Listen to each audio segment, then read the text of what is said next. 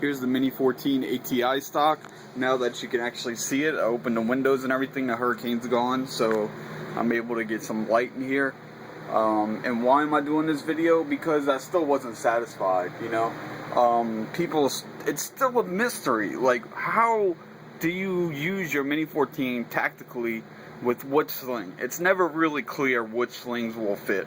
So definitely with this stock, any sling will fit. As you can see, sling swivel right there. You know, the adjustable stock, I really like it. And you know, at first I would be considering Tapco. You know, the Tapco Intrafuse stock, but after using this, just because it was available at Walmart and easy to get for me,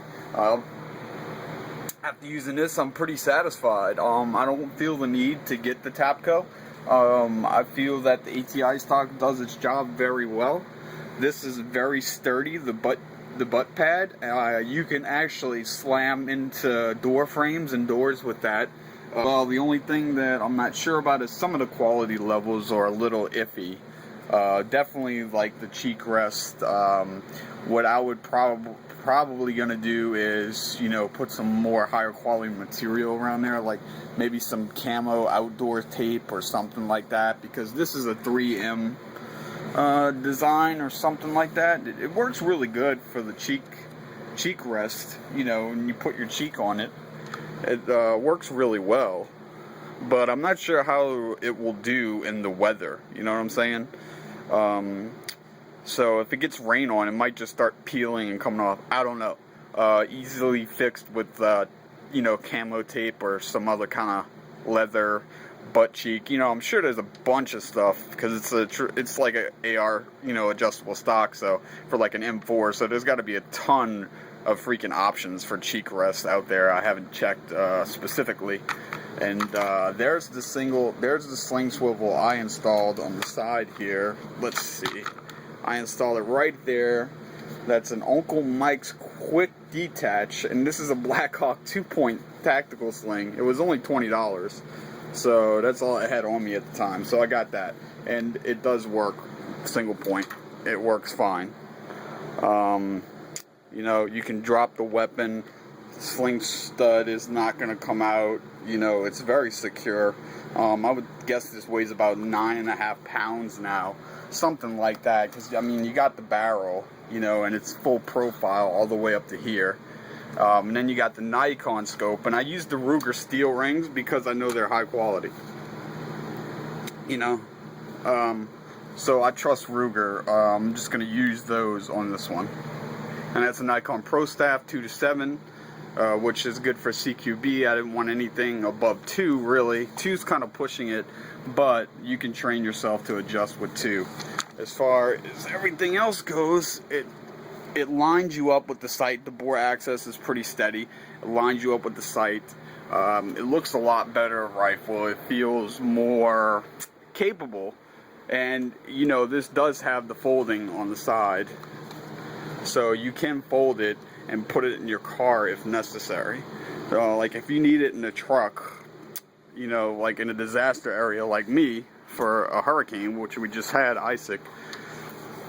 You know, I didn't feel the need to this time because it wasn't as bad as Katrina. But if I needed to, I could fold that stock and put it down in my car seat in case things really get out of hand. Because last time, you know, there was like people shooting at each other with AK-47s, you know, and the police was going crazy. It was just freaking nuts. Luckily I was young and I couldn't even get a gun if I wanted. But after Katrina, pretty much everyone wanted a weapon in Louisiana, and after that, Jindal had signed some legislation saying that they can't confiscate weapons during a natural disaster anymore in our state. And I don't blame them, man. I really don't. And someone was complaining about the safety. Dude, the safety is very, very simple. It's there, okay? The safety on a Mini-14, boom, okay. What's the big deal about it being in a trigger? It doesn't pull. The safety's on. It doesn't pull. You're not going to accidentally actuate the safety. You know, you have to physically push it forward. It's very simple. I prefer it over the AR style safety. I mean, flipping a switch, it's easier just to have it right there. There's a reason it was in the Garand in World War II. because it works very well. It's a lot more secure than flipping a switch, or the selector switch, I guess, which would be more qualifies for like an M14 or something like that, where you need 3 burst, or semi-auto. I guess they tried the full auto and it didn't work out, but yeah. So I guess the M16 kind of needs the selector, for auto and all that. I don't know how the AC 556 does. And the AC 556 is, of course, the fully automatic Ruger. I'm not sure if they're developing those with the newer barrels or not, but I think once carbon fiber gets a lot better and a lot more cost effective, they can make this out of carbon fiber in a 6.8, 5.7, or 308, and I think it could actually probably replace the AR-15, or the AR-15 would start using carbon fiber too, which they have some rifles that do. But I think when it gets more cost effective, we'll see a lot more lightweight barrels with carbon fiber wrappings, kind of like the Christensen Arms bolt guns, precision hunting rifles, which they cost a lot of money, but carbon fiber will eventually get really cheap. Not yet, but it will. It's getting there. And yeah, so that's the stock. Let's see, up here you got the rails you could put on around, blah blah blah blah.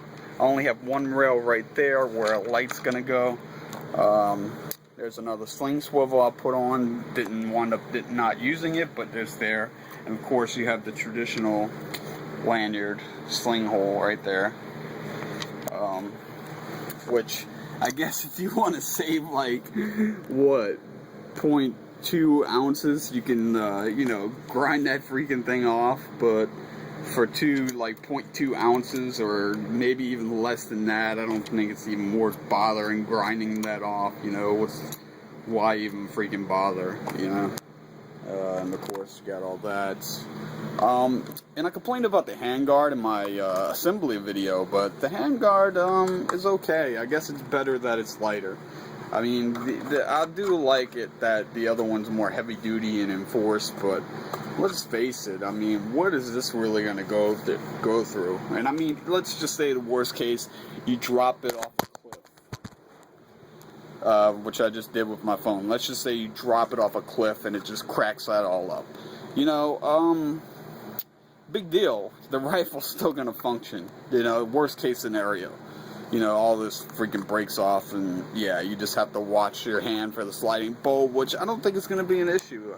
I really don't think so. I learned not to put my hand up there close to the thing anyway, so I don't care about the reciprocating bolt action, because a long time ago, when I got my first gun, it was an FN. My hand up there, that I had the fluted barrels and everything. I put my hand up there after shooting like 20 rounds of 308, burnt the hell out of my fingers. So ever since then, I know never put your hand up by the barrel. On bolt guns, there's no guard. There's no heat guard. So I learned a long time ago not to put my hands up there after shooting. So it's not nothing. Let's see, the grip is very ergonomic. I like it. Fits my hands perfectly. I got medium to small medium hands. This is hollowed out, which I guess saves weight. I mean, I guess you could put a compartment in there if you want. You could probably, make some modification, do it yourself. Other than that, yeah, that's my impression of the stock now that you can actually see it and it's in there. There's not many videos on it. Let me fold it up for you. See, comes right up there with the cheek pad, goes right up there, and if you need to, you can look right there and kind of gauge where you're pointing the muzzle if your scope breaks. It's not exactly a backup sight, but you can peek your head and kind of get a bearing and probably line it up and figure out how to just use it with the front post, which I haven't tested out that hypothesis yet. Let's see here. Let's get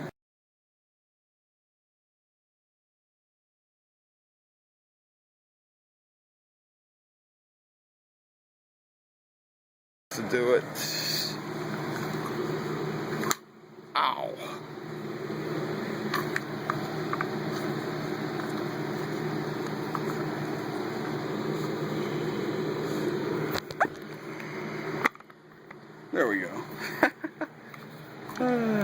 Okay. So, let's see, because of my single, let's see if the single point sling is going to get in the way or not. No, not really. It's a little tight fitting, but it still closes all the way, even with the sling there. It doesn't lock up or anything, but let's see. But the rifle's still functioning. They got things in there to switch it out to the more curvature one in case you're using the iron sights instead of scope and you want your bore axis to be lower. Yeah, but it'll fully function and fire while folded, like I said. It's spring assisted kind of.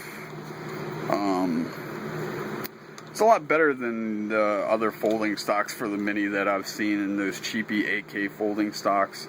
It's a lot better than that. The lockup's really solid up here, as you can see. Let's see, the lockup. Yeah, lockup's really solid right there. It ain't going nowhere. It's a little jiggle, but everything that has moving parts has some kind of jiggle. Seems to be high quality bolt right there, bolting the system in. Like I said, it's sturdy enough to punch walls. I've tried it on my walls. Can't resist, right? And yeah, so that's my take on, you know, the new Mini, but not really a review. Nothing fancy. Has already done all of those. This is more of my quest to find a good sling system, a good tactical way of presenting the Mini-14. Just the standard rifle stock, the length of pull was too long for me, and especially wearing low bearing equipment, it's just too long of a length of pull. You definitely need this adjustability here. And there's a reason why it's in the M4 stocks, you know, because it's very useful when you're geared up. Yeah, that's my take on this. Hope you guys enjoyed. Hope this answered your questions about the sling. Any sling will work. Any sling will work.